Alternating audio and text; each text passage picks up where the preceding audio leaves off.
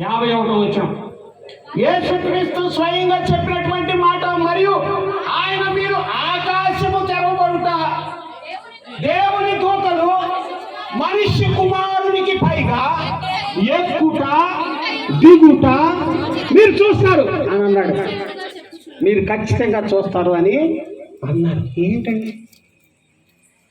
యాకోబు చూసినటువంటి కళలో ఒక నిచ్చెన ఉంది. ఆ నిచ్చెన మీద దేవదూతలు ఏం చేస్తున్నారు? కిందకి వెళ్తున్నారు, పైకి వెళ్తున్నారు. పైన యెహోవా ఉన్నాడు. యేసుక్రీస్తు స్వయంగా చెప్తున్నాడు, ఆ నిచ్చెన మీద దేవదూతలు ఎక్కుతూ దిగుతూ ఉంటారు. ఎవరు ఆ నిచ్చెన?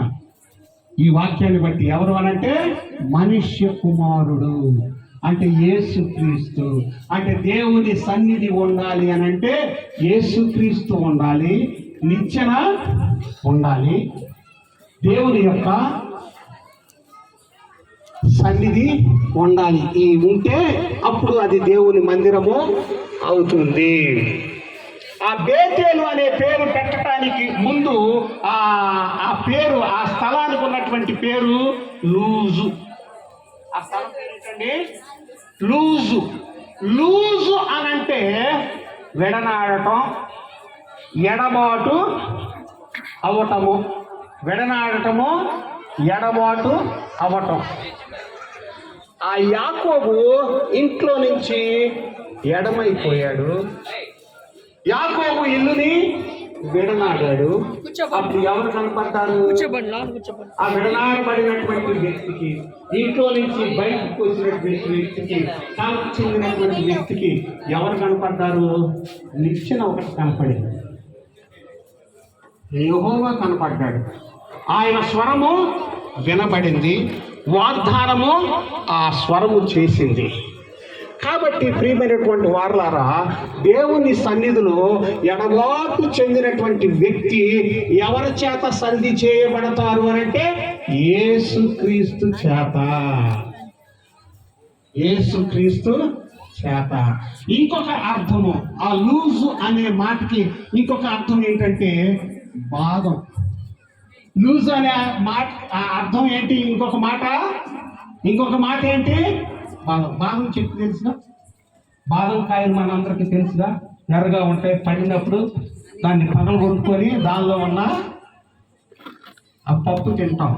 అది లూజ్ అనే మాటకి ఇంకొక అర్థం. మరి ఇక్కడ ఎవరు బాదం? ఎవరు?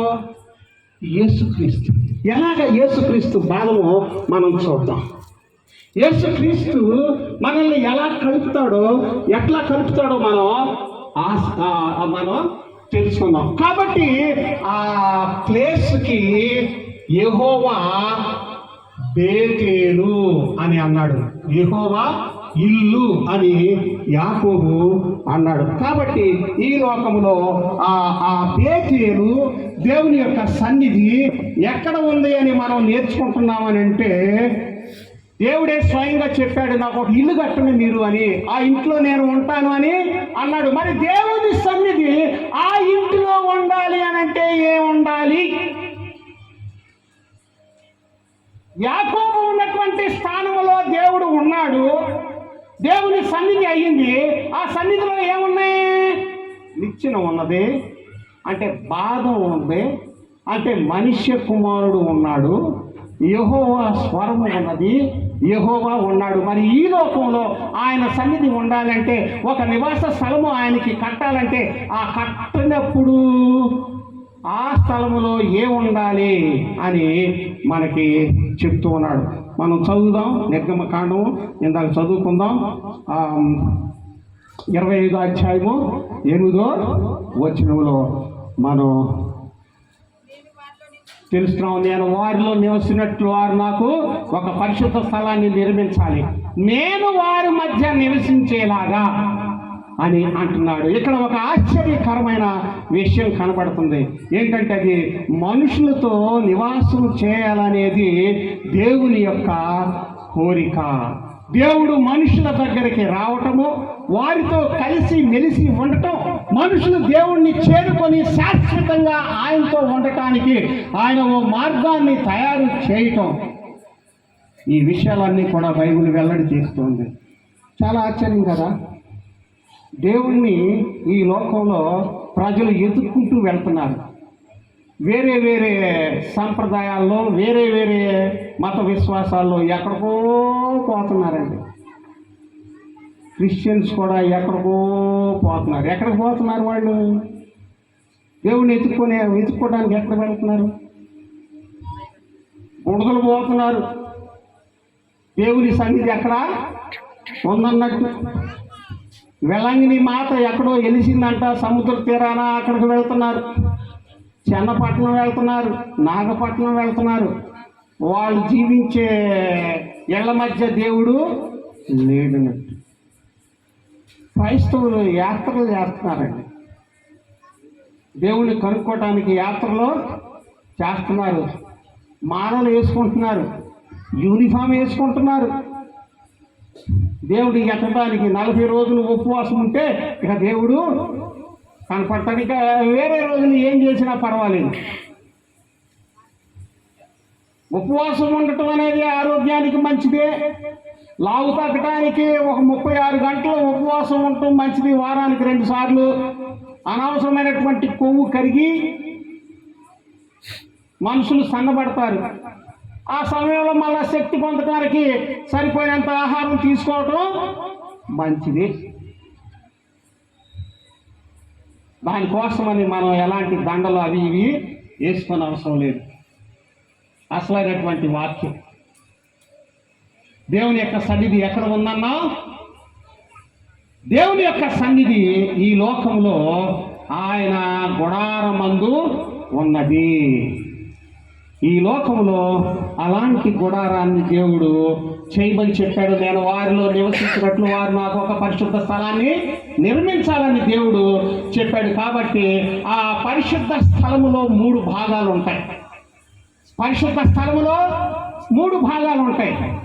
ఒక భాగం ఏమిటి అనంటే ఆవరణము. గుడారము వేయినటువంటి స్థలము, ఓపెన్గా ఉన్నటువంటి స్థలము, దాన్ని ఆవరణం అంటారు. ఆ ఆవరణలో కొన్ని వస్తువులు ఉన్నాయి. ఏ వస్తువులు ఉన్నాయి ఆ ఆవరణంలో అంటే, ఆవరణములో ఏ వస్తువులు ఉన్నాయి అని అంటే అది కూడా మీరు చూసుకోవచ్చు. ఆవరణం ఫోటో ఓకే. ఏ వస్తువులు ఉన్నాయి అక్కడ? కొన్ని వస్తువులు కనపడుతున్నాయి. మంట వస్తుంది అక్కడి నుంచి. అది దహన బలి పీఠము.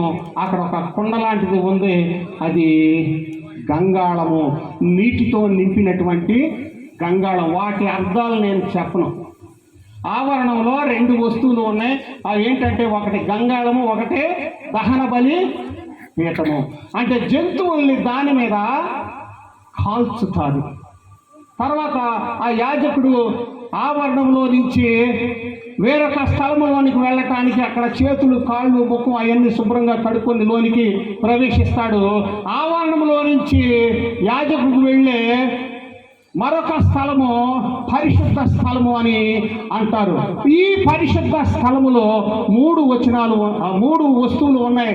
ఆ 3 వస్తువులు ఏంటంటే దీపస్తంభము, ధూపం వేసేటువంటి ఒక వేదిక, సన్నిధి రొట్టెల బల్ల. వాటి అర్థం కూడా నేను చెప్పను. ఆ ఆవరణంలో ఎన్ని వస్తువులు ఉన్నాయి అనుకున్నాం? 2 వస్తువులు ఉన్నాయి. పరిశుద్ధ స్థలంలో ఎన్ని వస్తువులు ఉన్నాయి అనుకున్నాం? 3 వస్తువులు ఉన్నాయి. తర్వాత ఒక ప్రాముఖ్యమైనటువంటి స్థలం వస్తుంది. ఇది ఆ పిక్చర్స్, ధూపవేదిక పిక్చరు, ఇక్కడ దీపస్తంభం యొక్క పిక్చరు, మరొక పిక్చర్ వస్తుంది దీపస్తంభం, ఇంకొక పిక్చర్ వస్తుంది దీపస్తంభం, అది దీపస్తంభం. సన్నిధి రొట్టెల బల్ల మరొక బొమ్మ, ఇంకొక బొమ్మ ఉంది సన్నిధి రొట్టెల బల్ల, ధూపవేదిక బొమ్మ. ఆ పిక్చర్ చూడండి. యాజకుడు ధూపం వేస్తున్నాడు ఆ వేదిక మీద. ఆవరణంలో నుంచి ఎక్కడికి వచ్చాం? 2 వస్తువులు దాటి ఎక్కడికి వచ్చాం? పరిశుద్ధ స్థలంలోనికి వచ్చాం. పరిశుద్ధ స్థలం దాటి ఇంకొక స్థలానికి వెళితే అక్కడ అతి పరిశుద్ధ స్థలము వస్తుంది. అతి పరిశుద్ధ స్థలములో ఉన్నటువంటి వస్తువులు ఏమిటి అనంటే నిబంధన మందసం. ఏముంది అక్కడ? నిబంధన మందసం. ఆ మందసం అదే దేవుని సన్నిధి. మందసానికి ఒక మూత ఉంటుంది. దేవదూత ఒక దేవదూత అటుపక్క, ఒక దేవదూత ఇటుపక్క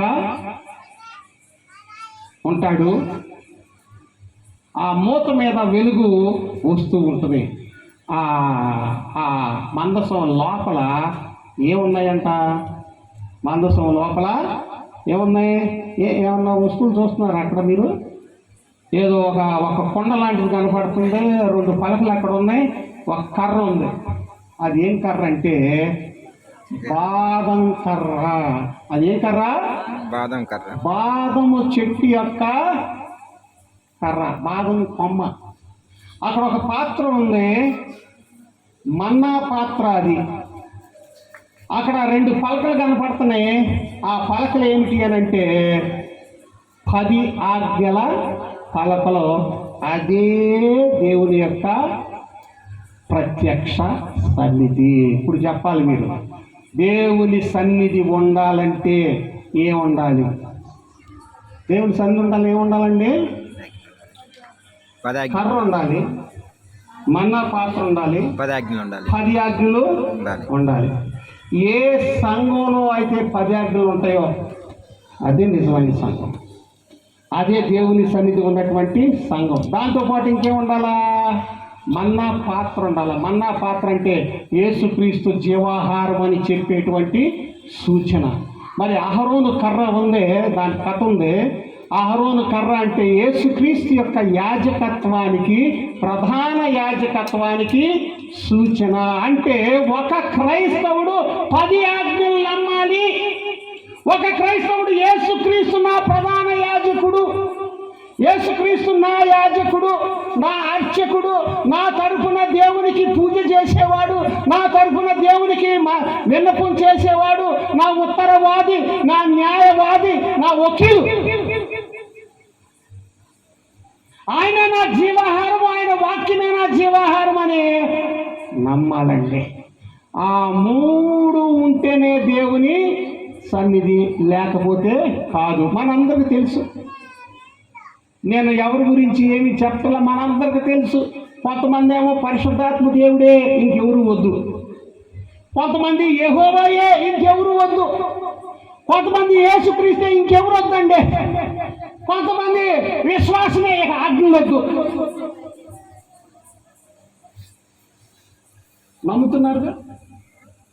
నమ్ముతున్నారా జనాలు?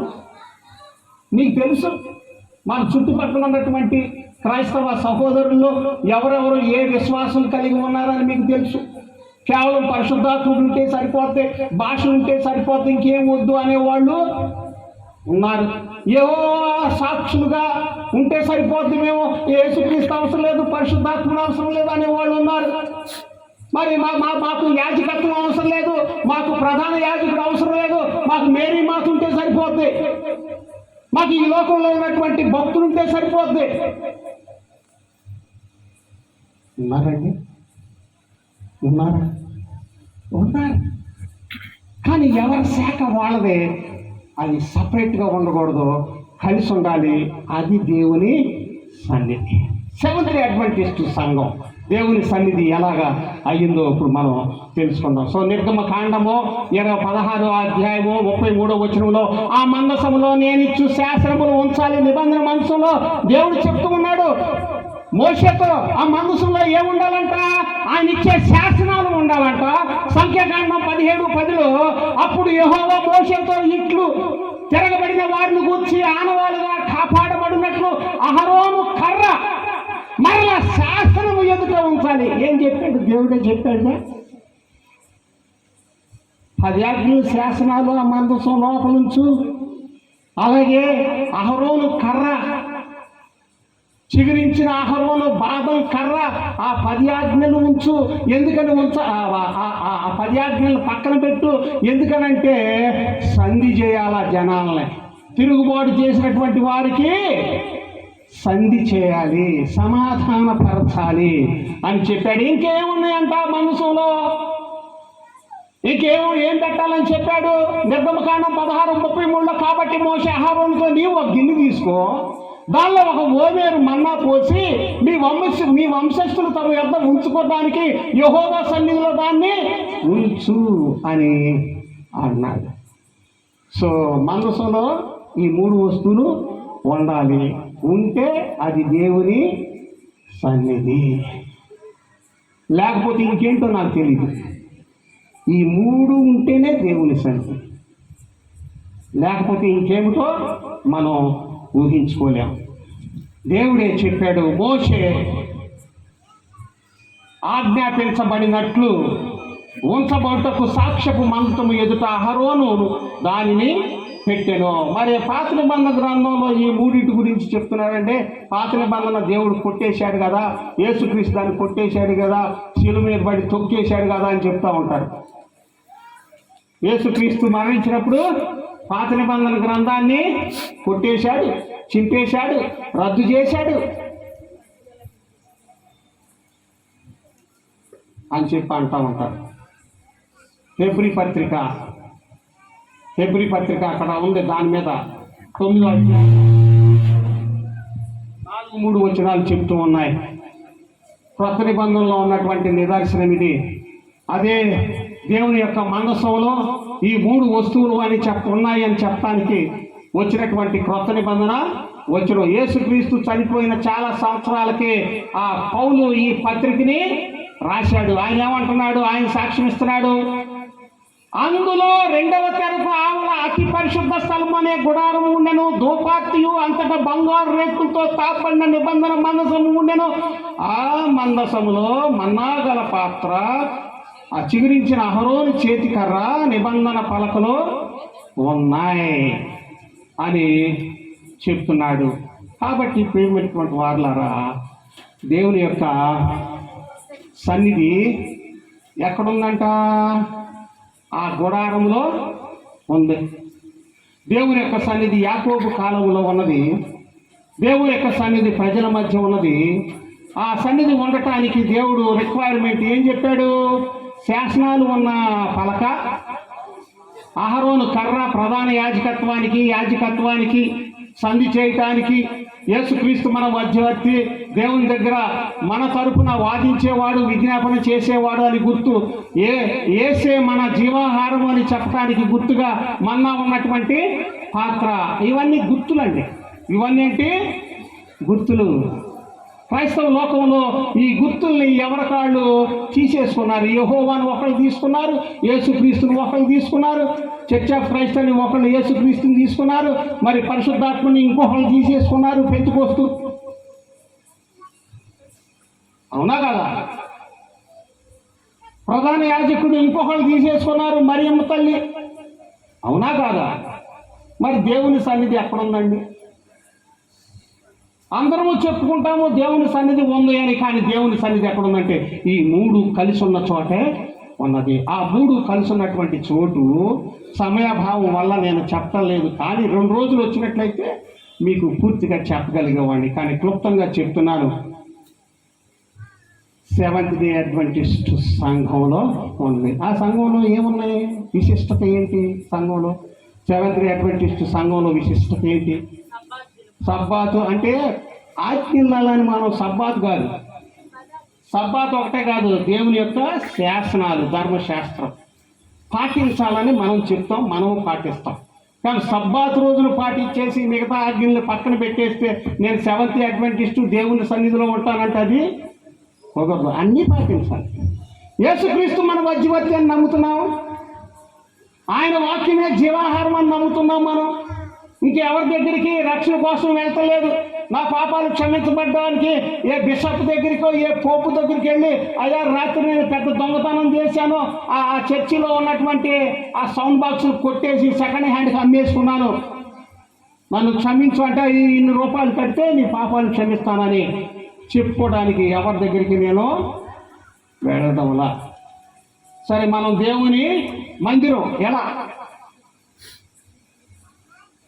ఇశ్రాయేలీయుల్లో గుడారం ఉంది, అక్కడ దేవుని సన్నిధి ఉంది, 10 ఆజ్ఞలు ఉన్నాయి, మన్నా పాత్ర ఉంది, ఇంకా ఆ చిగురించిన కర్ర ఉంది. అది దేవుని సన్నిధి అంటే ఒప్పుకుందాం. మరి మనం ఏంటి? మన సంగతి ఏంటి? మన విశ్వాసం పక్కన ఉన్నది. ఓకే, ఇక్కడ ఈ చూస్తున్నారుగా ఏంటంటే అది ట్రాఫిక్ సింబల్స్, జనసాంద్రత, ట్రాఫిక్ మనందరికీ తెలుసు.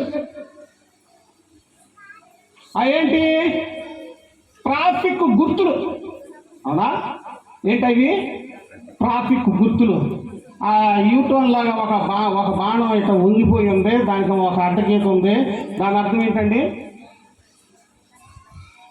దాని అర్థం ఏంటి? రైట్ నుంచి లెఫ్ట్కి యూటర్న్ తీసుకోకూడదు. అక్కడ ఒక ట్రయాంగిల్ ఉంది, త్రిభుజం ఉంది. ఆ త్రిభుజంలో మధ్యలో కొన్ని గీతలు ఉన్నాయి. అదేంటి? Zebra crossing. మనం ట్రాఫిక్ సిగ్నల్స్ అప్పుడు నేర్చుకుంటాం. ఏంటి దాని అర్థం? స్కూల్కి మీరు నడవాలితే పక్క నుంచి వెళ్ళకూడదు, మధ్యలో నుంచి వెళ్ళకూడదు. ఆ సిగ్నల్, ఆ వాకింగ్ సిగ్నల్ పడినప్పుడు ఆ గీతల మీద మీరు నడుచుకుంటూ వెళ్తే మీకు సేఫ్ అని అర్థం. ఇంకోటి ఉంది, వేగ నిరోధకం. ఏంటది? స్లోగా వెళ్ళండి, మీరు ఎగిరి కింద పడతారు. వేగ నిరోధకం ఉంది, అక్కడ స్పీడ్ బ్రేకర్ ఉంది, కాబట్టి మీరు స్లోగా వెళ్ళాలని చెప్తుంది. అంటే స్పీడ్ దాంట్లో ఉందా, లేకపోతే అదొక గుర్త? అదొక గుర్తు కదా. ఆ జెబ్రా కూడా ఒక గుర్తు కదా, మీరు దాని మీద నడవాలని. లేకపోతే ఆ జెబ్రా లైన్ మన కాళ్ళలో ఉన్నాయా? లేదు. ఇంకొక సింబల్ ఉంది అక్కడ, ఒక ప్లస్ మార్క్, బ్యాండేజ్ చేశారు. అక్కడ బ్యాండేజ్ చేశారు. ఒక మంచం ఉంది, దాని మీద ఒక కలగడ ఉంది. ఏంటి అది? ప్రమాదం కాదు, ఆసుపత్రి. ఆసుపత్రి ఉందా, లేకపోతే అది ఆసుపత్రి ఉందని చెప్తూ ఉందా? హాస్పిటల్ ఉందని చెబుతుంది. ఆసుపత్రి ఉంది అని చెప్తూ ఉంది. అదొక గుర్తు. ఓకే, ఒక 10 నిమిషాలు. కొరింథీ మొదటి పత్రిక 9వ అధ్యాయం 19-20 వచనాలు. కొరింథీ మొదటి పత్రిక 9వ అధ్యాయం 19. ఏమంటే మీరు నాకు 6వ అధ్యాయం అనుకుంటా కదా. 6 సారీ అంటే నేను 6ని తిరగేశాను. 6ని తిరగేసేపాటికి అదేమో 9 అయిపోయింది. మళ్ళా మీరు 9ని తిరగేయండి 6. కొరింథీ మొదటి పత్రిక 6వ అధ్యాయము 19-20 వచనాలు. మనం దేవుని మందిరము ఎలాగా, దేవుని సన్నిధి ఎలాగా, దేవుణ్ణి మనం నమ్ముతున్నాం, యెహోవాను నమ్ముతున్నాం, పరిశుద్ధాత్మను నమ్ముతున్నాం, యేసుక్రీస్తు మన ప్రధాన యాజకుడు, యేసుక్రీస్తు మన వ్యక్తి, యేసుక్రీస్తు మన జీవాహారం, వాక్కు మనం అన్ని కలిపి నమ్ముతున్నాం. మరి మనం ఎలాగంటే దేవుని సన్నిధి ఏది ఎలాంటి వారము? చదవండి.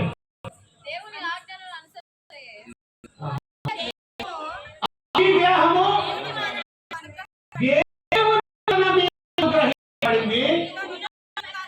నీలో ఉన్న పరిశుద్ధాత్మకు అది ఆలయం. ఏంటి ఆ దేహం? శరీరం దేవునికి ఆలయం. అది దేవుని వల్ల కాబట్టి అది ఆలయము. చదవండి. అది దేవుడు ఇచ్చాడు, అది మీది కాదు ఆ శరీరము. కాబట్టి మీరు విలువ పెట్టి వెలబెట్టి డబ్బులు ఖరీదు పొందారు. కాబట్టి ఈ దేహముతో దేవుని మహిమపరచాలి. మొదటి దూత వర్తమానము, ఆయన తీర్పు తీర్చే గడియ వచ్చింది కాబట్టి దేవుణ్ణి మహిమపరచాలి. ఇప్పుడు ఎలా మహిమపరచాలి? మన శరీరంతో మహిమపరచాలి. మన శరీరంతో ఆయన ఇంట్లోకి వెళ్ళి మనము మహిమపరచాలి.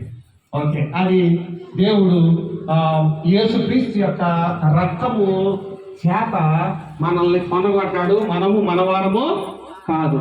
ఓకే, మనం దేవుని మందిరమేనా? చెప్పాడా? దేవుని మందిరం అని చెప్పాడుగా. ఎస్. ఇప్పుడు చేతులు చూసుకోవాలా? జాతకాలు చూడమని ఎంతమంది ఇచ్చారు? చెయ్యి చూసుకున్నారా జాతకాలు? నాకు తెలీదు. నాకు తెలియకుండా చిన్నప్పుడు